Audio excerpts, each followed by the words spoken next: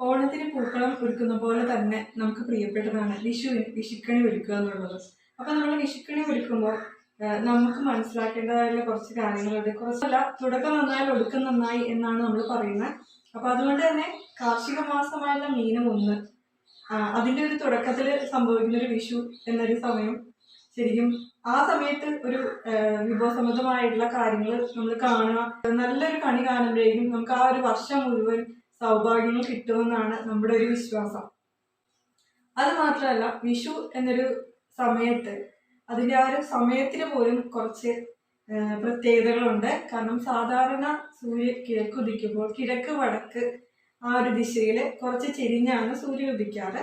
പക്ഷെ വിഷുവിൻ്റെ അന്ന് മാത്രം സൂര്യൻ കിഴക്ക് നേരെ സ്ട്രെയിറ്റ് ആയിട്ട് തന്നെ കാണപ്പെടുന്നു. അപ്പോൾ അതും ഒരു വിഷുവിൻ്റെ ഒരു പ്രത്യേകതയാണ്. മുതിർന്ന ആൾക്കാരാണ് വിഷുക്കണി ആദ്യം കാണുന്നത്.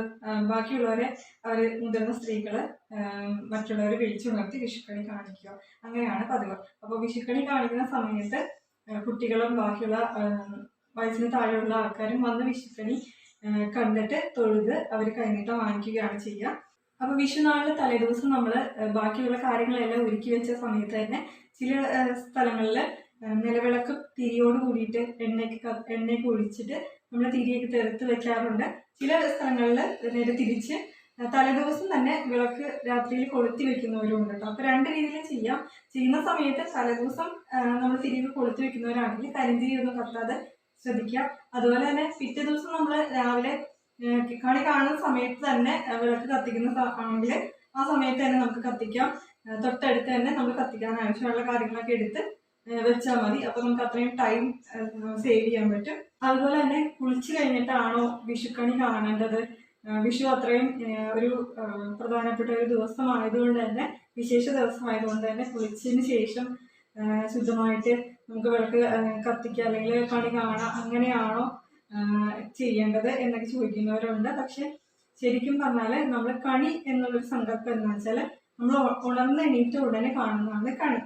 അപ്പൊ അതുകൊണ്ട് തന്നെ വിഷു നാളില് നമ്മളെങ്ങനെ കുളിച്ചിട്ട് കണി കാണേണ്ട ആവശ്യമില്ല എന്നാണ് പറയുന്നത്. അപ്പൊ കുളിച്ചില്ലെങ്കിലും നമുക്ക് കണി കാണാം. കാരണം നമ്മൾ ഉണർന്നെണീറ്റ് ഉടനെ കാണുന്ന കണി എന്ന് പറയുമ്പോൾ കുളിച്ചതിന് ശേഷം ആകുമ്പോഴേക്കും അതിനൊരു തടസ്സമാകും. അപ്പൊ കുളിച്ചിട്ട് കണി കാണുന്നത് അങ്ങനെ നിർബന്ധമൊന്നുമില്ല. നമുക്ക് കുളിക്കാതെ നമ്മൾ ഉറങ്ങി എണീറ്റ് ഉടനെ നമുക്ക് കണി കാണാം.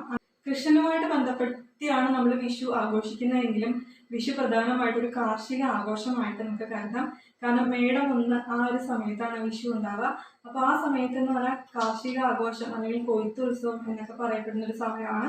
അപ്പം അതുകൊണ്ട് തന്നെ കൃഷിയുമായിട്ട് ബന്ധപ്പെട്ട് കിടക്കുന്നതുകൊണ്ടാണ് നമ്മൾ വിഷുക്കണി വെക്കുന്ന സമയത്തും ഫലവർഗ്ഗങ്ങളും അതുപോലെ പച്ചക്കറികളും ഒക്കെ വിത്തിനങ്ങളും എല്ലാം നമ്മുടെ വിഷുക്കണിയിൽ ഉൾപ്പെടുത്തുന്നത്. അപ്പോൾ അതൊക്കെ കണ്ണായിട്ട് നമ്മൾ ആ ഇത്രയും സമൃദ്ധിയോടുകൂടി കണ്ടുവരുന്നൊരു രീതി പ്രചാരത്തിൽ വന്നത്. വിഷു കഴിഞ്ഞാൽ നമ്മൾ വിഷുക്കണി ഐറ്റംസൊക്കെ എടുത്ത് മാറ്റുന്നതിനും ഒരു സമയമുണ്ട്. നമ്മൾ ഓണത്തപ്പനൊക്കെ 3-ാം ദിവസം ചതച്ച് കളയുകയോ അല്ലെങ്കിൽ മാറ്റി വയ്ക്കുകയൊക്കെ ചെയ്യാറുണ്ടല്ലേ. അപ്പോൾ അതുപോലെ തന്നെ വിഷുക്കണിയിലുള്ള കാര്യങ്ങളും വിഷു കഴിഞ്ഞ് 3-ാം നാൾ എടുത്തു മാറ്റും. അപ്പോൾ അതിനു മുൻപ് വിഷുവിൻ്റെ അന്ന് തന്നെ നമ്മൾ കണി കണ്ടതിന് ശേഷം എടുത്തു മാറ്റുന്ന 1-2 കാര്യങ്ങളുണ്ട്. അതാണ് പഴവർഗ്ഗങ്ങളും പച്ചക്കറികളും അതുപോലെ തന്നെ വിത്തിനങ്ങളും ഒക്കെ നമുക്ക് വിഷുക്കണി കണ്ടു കഴിഞ്ഞ ഉടനെ തന്നെ മാറ്റി വയ്ക്കാം. അതിനുശേഷം ബാക്കിയുള്ള കണിവെള്ളരിയും ബാക്കിയുള്ള എല്ലാ കാര്യങ്ങളും മാറ്റി വയ്ക്കുന്നത് 3 ദിവസത്തിന് ശേഷമാണ്.